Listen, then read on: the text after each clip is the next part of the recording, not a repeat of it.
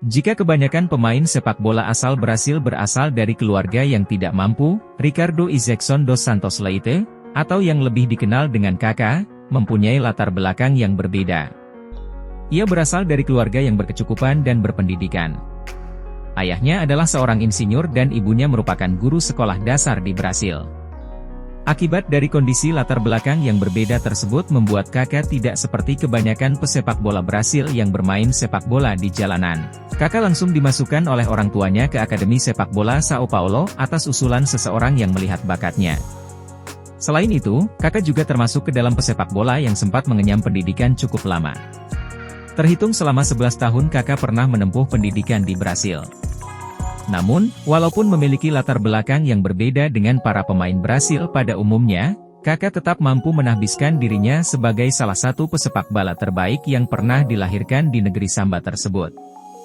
Untuk mengarungi musim 2003-2004, AC Milan mendatangkan seorang pemuda asal Brasil berusia 21 tahun ke San Siro dengan mahar 8,5 juta euro dari Sao Paulo bernama Kaká. Pada saat itu, mungkin hanya segelintir orang saja yang pernah mendengar atau mengetahui nama tersebut.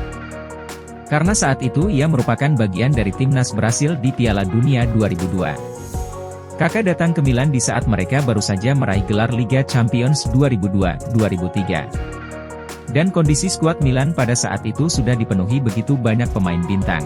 Apalagi di posisinya Kaká yaitu sebagai pemain yang berada di belakang dua penyerang atau berperan sebagai trequartista. Tentu tidak sedikit yang meragukan apakah Kaká akan mendapatkan tempat di tim inti Milan atau tidak. Apalagi ketika itu ia masih sangat muda dengan usia baru 21 tahun. Namun ternyata, pelatih Milan saat itu, Carlo Ancelotti, menaruh kepercayaan penuh kepada seorang Kaká untuk masuk ke dalam tim inti Milan.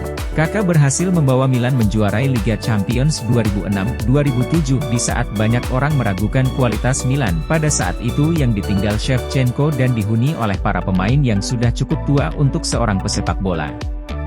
2007 ini merupakan puncak kejayaan Kaká bersama Milan.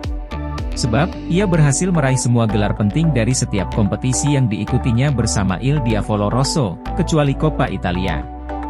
Selain itu, Kaká juga mampu menahbiskan dirinya sebagai pemain terbaik dunia 2007.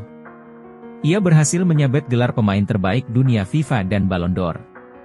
Pada saat itu, Kaká berhasil mengungguli dua mega bintang sepak bola saat ini, Cristiano Ronaldo dan Lionel Messi. Bergabungnya Kaká ke Real Madrid adalah bagian dari rencana Florentino Perez membentuk The New Galacticos. Kedatangan Kaká berbarengan juga dengan kehadiran seorang Cristiano Ronaldo di Santiago Bernabeu yang memecahkan rekor transfer dunia saat itu. Kehadiran Kaká di Madrid ini tentu diharapkan dapat menularkan daya magis yang ia tunjukkan bersama Milan. Namun pada kenyataannya, Kaká tidak mampu menampilkan permainan seperti yang ia tunjukkan ketika bersama Milan. Faktor cedera yang sempat beberapa kali menghinggapinya memang membuat permainannya sedikit menurun. Ia juga harus kehilangan begitu banyak pertandingan akibat cedera tersebut. Selain itu, ketidakcocokannya dengan taktik yang digunakan oleh pelatih Madrid ketika itu, terutama Jose Mourinho, membuat Kaká sedikit demi sedikit tergusur dari tim inti. Ditambah lagi sinarnya seorang Ronaldo juga semakin mentereng di Madrid, membuat Kaká semakin dilupakan. Faktor-faktor tersebut pada akhirnya membuat karir Kaká bersama raksasa Spanyol ini tidak berjalan mulus.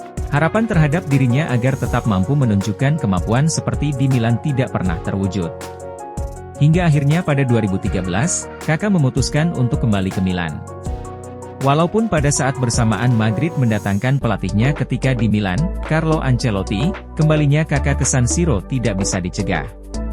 Kembalinya Kaká ke Milan ternyata karir Kaká sebagai pesepak bola sangatlah cemerlang jika dilihat dari gelar yang pernah ia raih.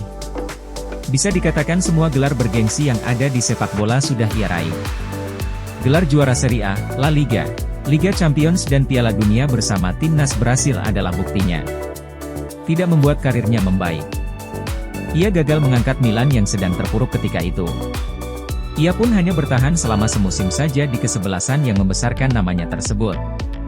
Pada 2014 ia memutuskan pindah ke Amerika Serikat untuk bermain di MLS bersama Orlando City. Kaká sepertinya sadar, dengan usianya yang semakin menua sebagai pesepak bola, karirnya tidak lama lagi akan berakhir. Meninggalkan keras dan gemerlapnya sepak bola Eropa dan pindah ke Amerika Serikat adalah pilihan yang bijak. Di Orlando, ia bisa bermain lebih santai. Tekanan kepada dirinya tentu tidak akan seberat saat ia bermain di Eropa sehingga ia bisa menemukan kembali penampilan terbaiknya. Keputusan ini pun terbukti membuahkan hasil yang cukup baik dengan sempat beberapa kali ia kembali dipanggil ke timnas Brasil. Namun, tetap saja ada ketidaksempurnaan menghampiri seorang Kakak. Namanya sebagai salah satu pemain terbaik dunia terbilang cukup cepat menghilang dari hingar-bingarnya sepak bola. Tercatat sejak pindah dari Milan pada 2009, karirnya sedikit demi sedikit semakin meredup. Padahal ketika meninggalkan Milan, ia sedang berada di usia emas seorang pesepak bola, 29 tahun. Tapi, faktor cedera dan ketidakcocokan dengan taktik pelatih membuat penampilannya harus menurun lebih cepat.